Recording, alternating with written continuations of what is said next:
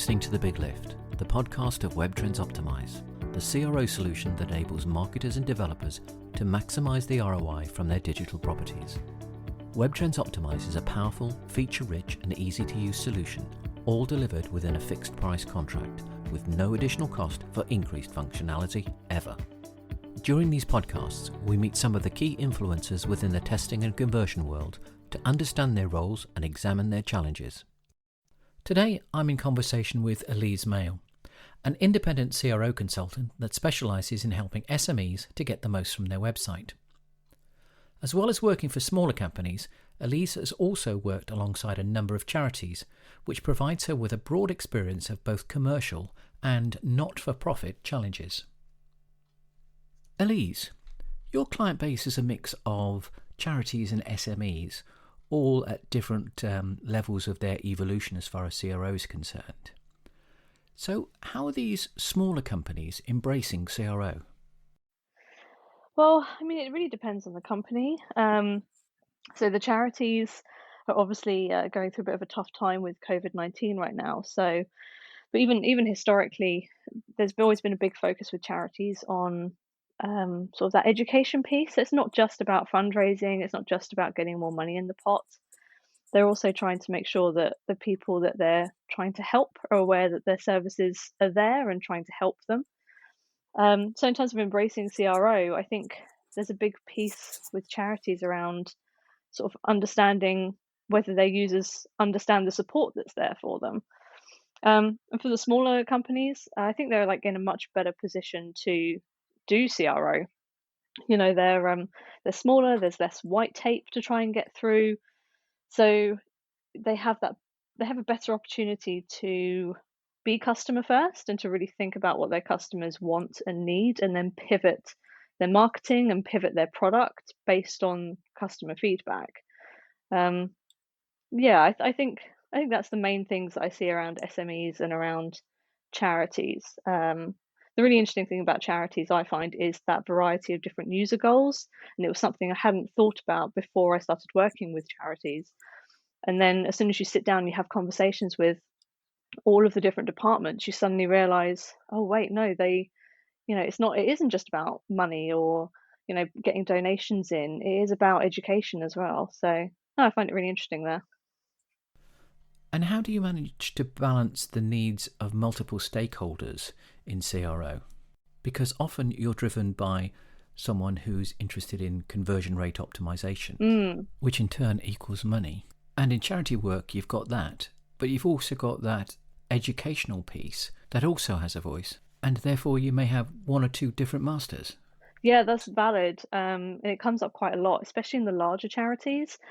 I'm really lucky in the sense that normally, if I'm working in a charity, someone who's a stakeholder is already an advocate for CRO and is already on board with it, and they tend to have those connections with higher up stakeholders to sort of turn around and go, look, we know that you want to get more money in, but also this is our main goal as a charity. So quite often I'm not even the one that has to do that fighting. But when I do have to try and get that message across, getting all those people in a room, those different stakeholders in a room to actually talk it through and go, look, it's not all about the money. The money is important. The money is what pays you and it's what pays me, but that's not the be all and end all. And I think from my experience, most of the people working in charity are already of that certain mindset where they're trying to do their best. They want to help people. That's why they're working in the charity sector.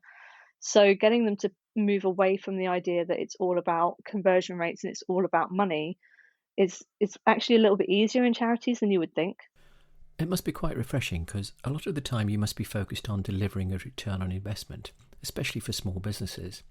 But obviously in a charity, is there much more of a balance between the return on investment and the education piece? So I don't think that ROI is the best way to measure the success of a CRO program. There's a multitude of reasons why I think that, and partly it's because you have peaks and troughs throughout the year. For example, look at coronavirus this year. That's had a massive impact on many different companies' revenue over the last 6 months. Actually, it's been going on for so long. So judging CRO based on ROI during that time period, it isn't going to work. And I think, although it's something you have to bear in mind, no matter what program you're doing, no matter what company you're working for, ROI still has to be thought about. But there's a bigger aspect which I believe is to do with being customer first and user focused and making sure you've got the best user experience you can have. Now, the interesting thing with CRO is that, as you said earlier, quite often the focus is on conversion rates and increasing revenue and driving up those conversion rates. But in order to improve those conversion rates and that revenue, quite often the changes you're making are to do with that user interface. And if you're improving the user interface, you are effectively improving that user experience. And the whole idea is that by improving that user experience, you're going to make it a smoother experience for your customers. They're going to find it easier to find the information that they're looking for. And as a result, you're going to increase that customer loyalty. So over a prolonged period of time, you're going to have better customer loyalty, which means more money in the longer run. So it all kind of plays into that ROI, but I think people get stuck on looking at that as opposed to thinking about, are we just improving this for the user, because that's the ultimate goal. So just taking a little step backwards, what's your approach to gaining and retaining new clients? And what intrigues me is, who are the people inside these smaller clients that are the point of contact for CRO? It really varies. In terms of gaining clients, there's a lot of recruiters that I go through, sort of scouring job boards, but also word of mouth, especially in those smaller companies. So I do workshops with startup incubators where I spend a day doing user testing and an educational presentation around what UX and CRO is. And I've had times where some of those startups have come back to me a year or two later going, "We have a little bit of budget. Could you help us out?" So that in effect is a bit of word of mouth. And most of those smaller companies normally have someone who I've worked with previously, or I've dealt with them in some way, who've turned around and gone, "I know a person that can help us with the UX, with the CRO, a little bit of development, and let's get her on board." So in terms of the people, that's how I tend to gain new clients, and retention comes out of that as well. If I've done a good job, then the chances are I might end up working with someone in another role where I've worked with them previously. In terms of the people who I'm dealing with in those, especially in those small and medium companies, it really depends. A lot of the time, it's marketing or product. That seems to be where these smaller companies have already invested some time and money, so they already have a team there, and they are interested in UX and they're interested in CRO. It's something that they're either doing in-house a little bit themselves, or they're looking at potentially getting an agency in, but they can't maybe afford the agency. So most of the time I'm working with head of marketing, head of product, product management, those sort of roles. In these smaller businesses, is it always the website manager that takes the lead on CRO? It's quite often varied across the different businesses. A lot of the time, especially in those smaller companies where I've gone in to do that UX and CRO piece, they might not even have a website manager. They might have sales and marketing and product who are all feeding into the website, but they don't necessarily have someone owning the website itself.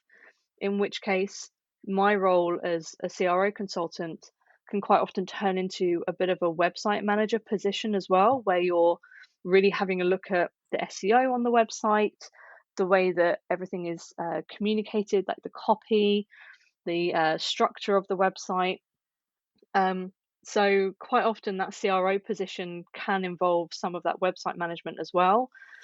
And typically I'm working with marketing whose main goal is to drive traffic to the website, which isn't something that I particularly specialize in. So I'm normally quite happy to take over that website management piece as well as the UX and CRO and improving those conversion rates, whilst working alongside a marketing manager who can tell me more about the personas, more about their audience, more about their marketing strategy. And that way I can shape their website to match both the product and their marketing strategy. You mentioned that the marketing departments are there primarily to drive traffic to the website. Do you get involved in the area of PPC at all? No, I don't tend to dabble in the PPC. I dabble in email. I do some email marketing and some email experimentation and testing. PPC, I find that even the smaller companies tend to already have someone who has far more expertise than I do at PPC. So I'm happy to let them get on with it. I already have quite a varied skill set. I feel a little bit like a jack of all trades, master of none, already without sort of adding PPC onto that. Um, so I'm more than happy to let others rule the whole PPC, social media, all of that stuff, and I can focus on the user's experience once they get to the website. Another comment with regard to driving traffic to the website. In the smaller size of business, surely the level of traffic that comes to the website can potentially be a big problem. By that I mean the level of traffic obviously means that CRO tests may take a lot longer to prove statistical significance. So do you have a minimum traffic threshold that your prospect needs to reach before they become a client? No, not at all, because I have the experience with UX.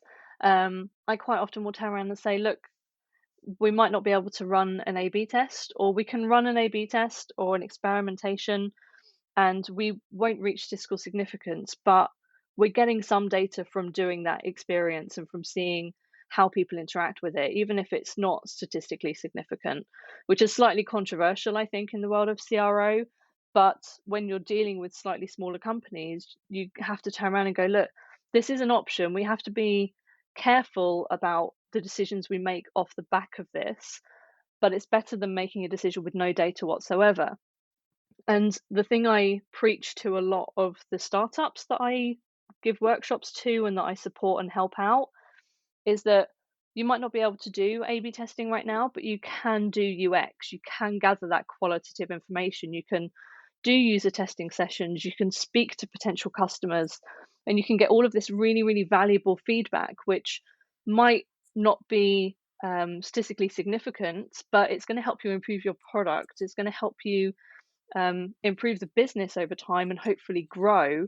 And then when you've grown a bit and you have more traffic, then you can start doing some full experimentations and think about that. But I feel like UX and CRO are so closely intertwined because both are about improving the user experience that just because you can't run A/B tests because you don't have enough traffic, it doesn't mean you can't learn something about your customers and be customer first anyway. Talking about customer first, as an independent CRO specialist, how do you deal with your clients? I mean, what's your day like? Do you dedicate specific days to different clients or mix and match depending upon their needs? I generally like working for more than one company at a time. It depends on the contract, depends on the state of the market in general. Um, Historically, since I've been contracting, I do generally have at least two contracts on the go. At the moment, I have four, Wow. which is, yeah, it's a bit of a handful. That sounds Um, like a whole lot of pressure to put on oneself. I like it. The way I tend to manage my time is I tend to split it into days. I don't like working hour by hour. I don't have I can't be bothered to note down every single hour that I spend doing something. Life's too short for that. And the issue with the way that I work is that I spend a lot of time thinking about CRO and thinking about the research that I've done and coming up with ideas and hypotheses. And those things are really hard to put a time to. So typically, I will say to a client, I'm available 3 days, and client A will be Mondays and Tuesdays, client B will be Wednesdays and Thursdays, and then client C might be Fridays. And then, yeah, as I say, I've got four clients at the moment, and they're all over the place and a bit choppy, but it seems to be working. That's quite a balancing act with having to deal with four companies at once. Mm, I was reading one of your white papers recently and you talked about CRO soft skills. And you mentioned that CRO specialists need to be both curious and flexible. Yes. What do you exactly mean by that? So I'll start with flexible. So obviously, working with 4 different clients, I do have to be flexible. If something comes up and it's quite urgent, then I tend to check my emails for other clients maybe at lunchtime or first thing in the morning to see if anything urgent has come up. That's part of being flexible. Mhm. But in terms of CRO and UX, I think there's another aspect to it where I'm a big advocate of planning. This is how I manage to work 4 contracts at a time, is that I'm very organized. Mhm. And in terms of being flexible, I need to make sure that I've planned in some time for disruptions. So when I'm putting together a roadmap of experiments or I'm looking at the upcoming pieces of research I need to do, I'll make sure that I've got a bit of time in to turn around and say, okay, well, if this test tells me something and I need to make an amendment to that quickly, or if there's a business requirement that comes up, I need to make sure I have got time to respond to that business requirement, especially when you're working with marketing teams and they have these campaigns which have deadlines. Sometimes there could be a failure in communication where they've not told you that the deadline is next week. So there's it's important to be flexible to the business requirements and plan in that time to say, right, I can respond to this week because I've built in a bit of time to be flexible. And in terms of curiosity, again, I think to be in CRO and UX, you have to be curious in the first place. Um, and most people I've come across within the industry do have that curiosity. They want to understand why things happen the way they happen, or why users behave a certain way, or what this means. But I think there's also a way for you to train yourself to be more curious. And that's simply having a list of questions to ask yourself, who is this person? Why are they doing it this way? What is their ultimate goal? So whenever you're coming up with hypotheses or whenever you're doing that analysis piece, you can go back to those questions and say, right, I need to ask myself these questions and then try and find an answer in the data that I have. So the who, what, where, when, and how are fundamental to Yeah, that. exactly. Do the companies you work for ask the same questions of you, or do you have to promote that methodology to them? Um, Again, it depends. I find the smaller companies tend to get on board much faster than the larger companies, simply because I tend to go in, explain my methodology, explain my ways of working, talk about different communication styles, which is something I'm a big advocate about. And they tend to respond in kind, where, if I explain to them, I'm going to build in a bit of flexibility in order to respond to any business requirements that come up, it means that they tend to be thinking ahead, going, Elise has built this time in, that's great, but I want to make sure that she's aware of it beforehand. It's a bit of give and take. And I think if you build those relationships to begin with, then they're more likely to be responsive to you when you're asking them favors and when you're trying to explain your ways of working. They're more likely to take that on board because you've spent that time to explain your methodology and to build that relationship in the first place. It's interesting you ask about relationships, because the next question I was going to ask was, do relationships with businesses tend to be different post-COVID than they were pre-COVID? I'd say probably yes. I think that's something that I noticed right at the beginning of the outbreak was around those companies who decided to reach out to their customers and put their customers' minds at ease around deliveries and around how they were keeping their own employees safe. They were the ones that are more likely to still be in business and to have increased that customer loyalty. So I think that's a really interesting observation, because I've noticed something similar. And I think it's actually only a really subtle shift when you're spending a lot of time online and, like I've been doing, looking for work during the lockdown, building those relationships quickly and having a sense of humor and connecting with people remotely has been something that we've all had to learn. And the people that have learned to do it and the businesses that have learned how to do that are the ones which are still succeeding. I do certainly think that the barriers have been eroded somewhat It's become less formal, which is a good thing. And it's become much more about the importance of people than it used to be. Yes, definitely. I'd definitely like to see more businesses thinking that way as well, not thinking about their bottom line all the time, but thinking about their employees and thinking about their customers and how they can help out the wider community. Again, I think building that trust and building that loyalty is what's going to see them survive. Yeah, agreed. Here at Web Trends Optimize, we offer smaller businesses a self-service model where we believe that's probably the best place for people to start if they're looking to dabble their toes into CRO. But from what I've been listening to you over the last 20 minutes or so, I feel that perhaps they need more of a hand-holding than just a self-service model. Would you agree with that? Yeah, I think those size companies fall into one of two traps.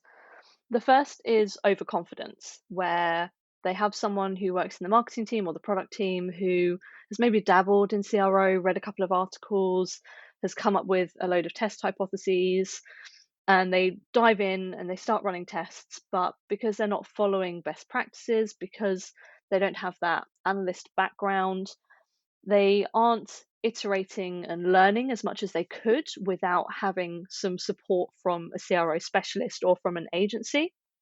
And I think the other trap that a lot of those smaller companies fall into is, again, having someone in marketing or product who has maybe done some testing in the past, but it's not their full-time job. Their full-time job is in marketing or it's in product development. It's not doing that UX research and doing that CRO piece, in which case CRO tends to fall between the cracks a little bit where they just don't have the time to dedicate to it. So having someone who can come in and support them, whether it's, like I say, an agency or an individual, can really help them to level up their CRO and to make sure that they're getting the most out of that tool. It seems like within both of those scenarios, you need to tread very carefully to engage with people in those departments so that you can get what you want and at the same time ensure that they too get what they want. Definitely. I've worked with companies that have been in both of those. I'd say that the companies where they know that they need support are the ones which are easier to work with because they've already looked around for someone to help support them. So going in to help them is much easier because they're already on board with it. They're already saying, "Oh, thank goodness you're here. Thank goodness that someone knows what they're doing and can really help us with this." The companies who are overconfident are the ones where you have to tread a lot more carefully, simply because they think that they already know what they're doing. So it quickly turns into more of an education piece, but in a really careful way so as not to upset them because they think that they already have the answers, but they don't. Yes, a little bit of knowledge is a dangerous thing. It certainly can be. I've come to the part where I ask a couple of what I would describe as quick fire questions, where you don't need to be able to spend too much time in your answer, just a quick reaction. So, WYSIWYG or code? Code all the time. WYSIWYG is so locked down and restricted. I mean, I'm also a developer, so I'd go straight for the code every time. WYSIWYG has its time and its place, but with me, there is no time or place. Server side or client side? Server side is the future, as frustrating and difficult as it can be to get server side testing up. It's the only way CRO is going to survive long term, what with the death of the third party cookie. But if you're a smaller business who's just trying to get your foot in the door in terms of CRO, client side is going to be way faster to set up and start running stuff. So it's a bit of a toss up. The future is server side. ABN versus MVT? Oh, there's a time and a place for both. I'd lean towards ABN, to be honest. I haven't run very many MVT tests in my time because either the traffic levels weren't high enough for it or there just wasn't the use case for it where an A, B, C, D, E, F test could have done the same thing. Elise, thank you very much. It's been great. I had a really enjoyable time at this end. Hope you did the same at your end. And I hope to be able to invite you back at some future point. And we'll speak soon. Thank you so much for having me. It's been really, really enjoyable having a chat and having a think about CRO and UX. It's been a pleasure.